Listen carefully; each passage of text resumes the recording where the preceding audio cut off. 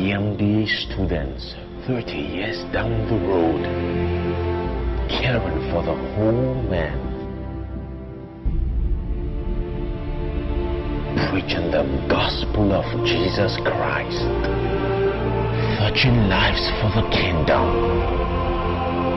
and bringing hope to the hopeless.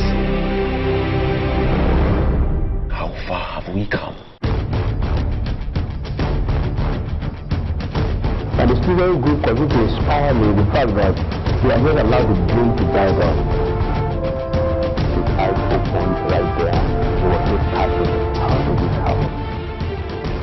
I have discovered that you get greater satisfaction when you take care of the whole person. It's like you coming from primary school and you need teaching to start there one. The whole idea was to make the doctor and the student's body a unified body. People are going to ask us what's better than doing medical school? That means we have a Christian book. The gospel speaks today, not like what he said, but because of the life is good. Even if it's invited to the conferences, I'm so glad for it.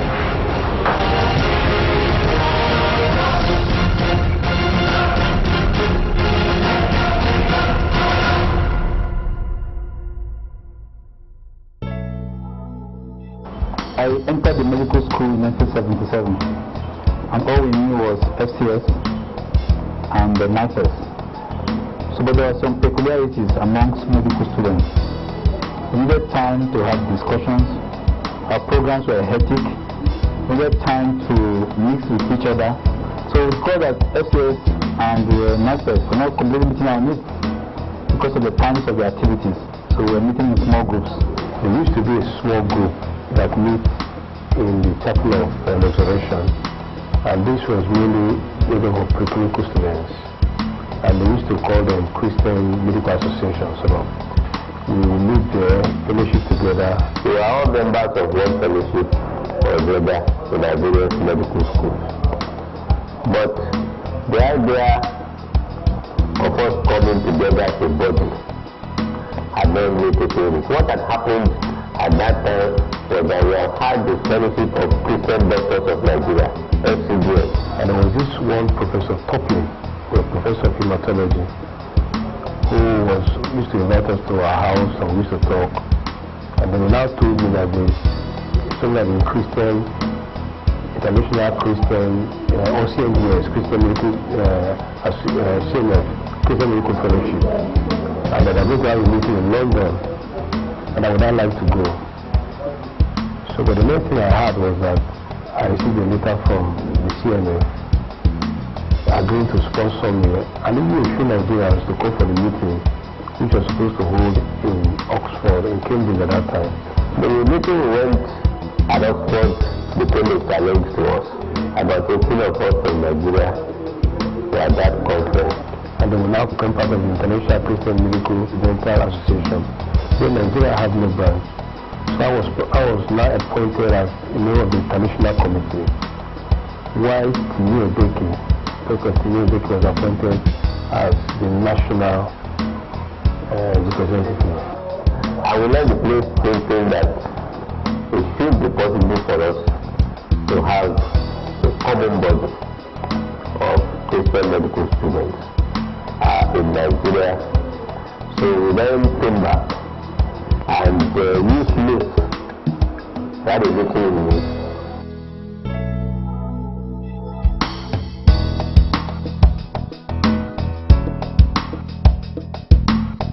I remember we had a meeting in the old Great Hall. That was the first time we met. I was in the library. Then I heard that the fellowship of the students are meeting at a fellowship somewhere in the Great Hall in Idiaba, in Lut. So we all went there. A few people addressed us, and we went back to our various campuses to establish our chapters. And it was that place Reverend Dr. Yamo was asked to coordinate the activity, and he eventually became the first national president for Fellowship of Christian Medical Students. That's what we were called then. It was when I came from many schools. So we just have school rep, and each school rep has to be the chairman and president and has to organize the school. Charlie Allah was from West of Jos. So they saw the idea. Why don't these small medical groups metamorphose into a bigger group? So bought the idea. When we started in Calabar, there was one Godfrey element, I think from UNTH. And it was so funny that he just came to the school. He stood there on the ground and asked that he wanted to see any Christian medical. And they people down to just singing to my corner. The fellowship was going to be started. We were looking forward to it. And so we started the fellowship then, and I was the first leader in secretary in our fellowship in Benin. And this was how the child was born 30 years ago. But this birth was not without labor, because the CMDA-Students Fellowship was the first of its kind in Nigeria at the time. There was this fear from people who were not doctors that were trying to form an illicit society or want to break away. People are going to ask us, what's special about doing it? That means we have a Christian group. You see, the utterances from some of the other executives in the night first, in a matter of the whole Nigeria, there's a national issue. And so what we go, imagine all other schools universities get there, and we were the only professional association at that time. You know, some of the things, they say, medical students, they're telling this fellowship, they're always proud, they don't listen to people, and it was very sarcastic. This initial resistance motivated the brethren to embark on an awareness and a mobilization campaign in various medical schools around the country. They really had some explaining to do.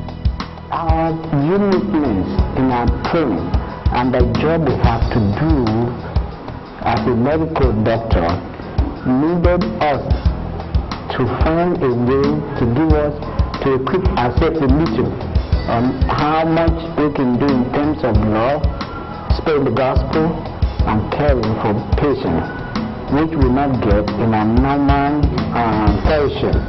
I don't think the fellowship should be a replacement for, yes, it's better to be for the spiritual. But I don't think that it should be the same fellowship that a Christian student would attend. So what was paramount in our mind was bringing in Christian values, the Christian way of thinking to medicine. I am not sure that the structure was such that it would run the fellowship that a Christian student would attend, because actually it is supposed to introduce a professional and attractive component to Christianity for people to hear the gospel. And therefore, the meetings will not necessarily compete either with the church or with other groups, with other Christian groups. And it will be possible for somebody to function in CMDA and have another fellowship. And from school to school, the brethren went preaching this one message, which will become a driving force behind the CMDA-Students Fellowship. That this new fellowship was not here to encourage segregation, but here to take advantage of the uniqueness of our members as Christians and medical practitioners in training to care for the whole man, spirit, soul, and body. 30 years later, this message has stayed the same, drawing new disciples to itself from the first to the present generation. I had a colleague then that kept telling me that the difference between a fellowship and the CMDA students, it was NCCMDA now, was that we got together as doctors, we had a common interest and we had a common goal to pursue. When I saw the initial process of the try and take come for the whole hand, I thought about it, I looked at it, I went back to the store to read it, and I was ministered to it. Most of our school in CMDA were actually the top-rated students in the class. So that motivated me that if these guys can actually be serving God and actually and they are doing well in their academics. The love in CMDA actually motivated me to be part of it. Going for conferences, the very first conference I attended, the national conference. I think that was in 2006. It was wonderful. I saw doctors, professors of medicine coming to speak to us about the Word of God. And it was wonderful. Was it happening? I couldn't believe my eyes. Doctors, consultants, professors speaking the Word of God. So I just felt, wow, so this is it. And I have been blessed. I now know that we can practice the medicine and still serve God. When I heard the vision for NCMDA, was like caring for the body, the soul, and the spirit. That means your spiritual life is involved in CMDA students, your academic life is also involved, and I got attracted to that. In CMDA students, they're not just interested just in your academics, but in your spiritual life. So that's what attracted me to the CMDA students. In 1982, the first national conference held in Jos with about 100 students in attendance. Our first conference was so interesting, and Calabar, the school had the highest number of students in the attendance. First conference, second conference. And the school was new, so they had every support from the VC. They came with a big boss.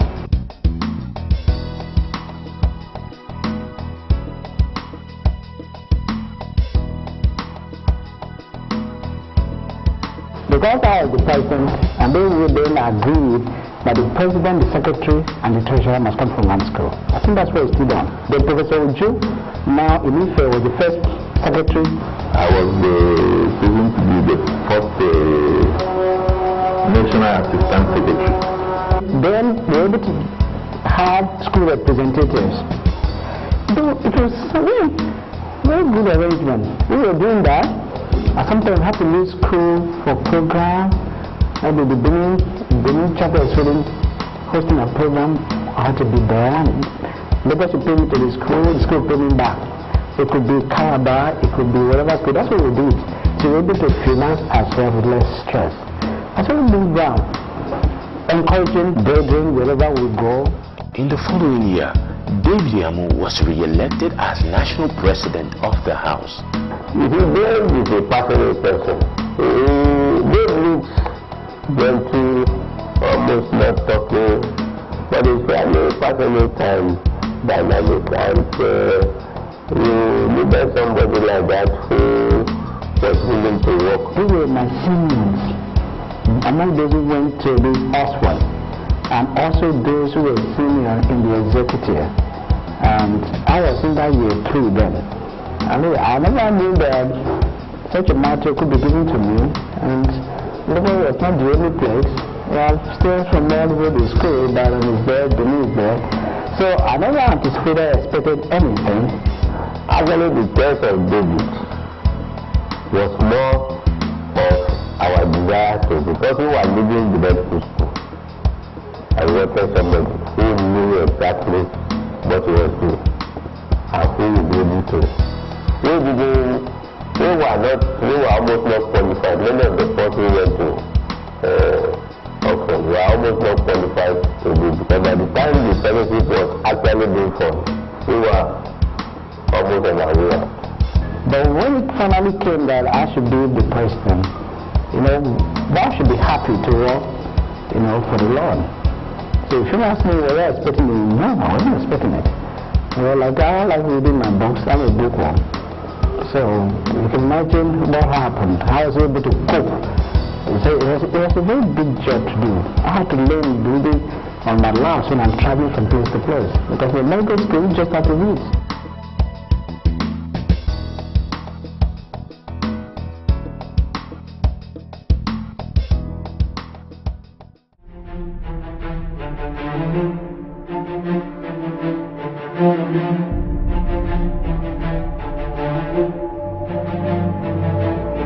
And so, as we celebrate our 30th anniversary, let us always remember what we stand for and how we came to be here.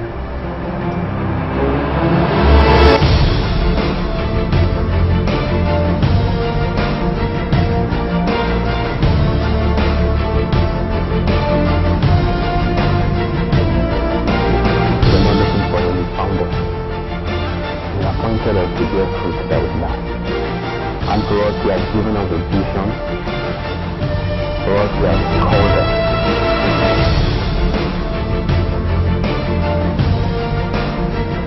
The influence of having CMDA students is to be able to have a serious-minded Christian doctor and a serious-minded Christian student. CMDA or CMDA students in the last 30 years has accomplished a lot, but there's more to be done. Life begins after. That is good hope for the first care in Nigeria, in Africa, and all over the world. Next 30 years, CMDA students, especially to see the CMDA students. Not I would have changed because I've been changed so many times.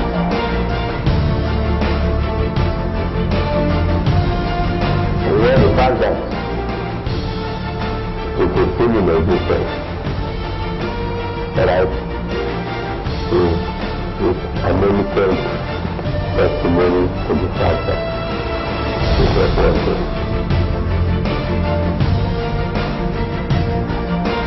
As we have hot and vibrant in the medical school, and I wish to be able to be hot and vibrant as a Christian doctor for this nation. I'm so glad for it. So we in this we also question. And the student group continue to inspire me the fact that they have not allowed the dream to die down.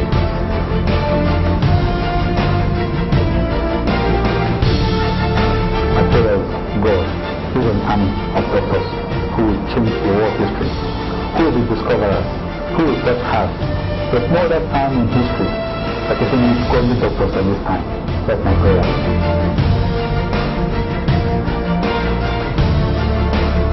All I've learned as CMDA student, I'll be able to practice them when I actually become a doctor. That's what I want to do with respect to being a doctor. Not just being a good doctor, being a good doctor with a good defect.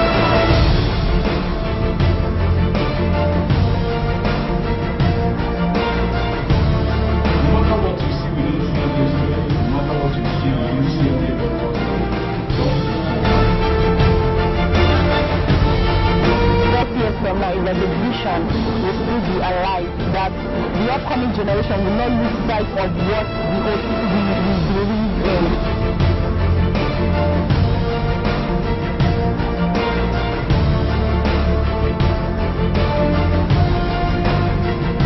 NCCMDA and CMDA students established in every city hospital where there are medical students. I pity medical students. I pity doctors who go through life and see how fragile life is, and yet they don't know God. Wherever God has placed you, both for now or where He will place you in the future, please stand for the cause of the kingdom. And make sure wherever He places you, you are presenting His interest there, so that He suffers no loss. And then make sure you care for the woman. My part I will play. This mission, this vision to accomplish. God bless you.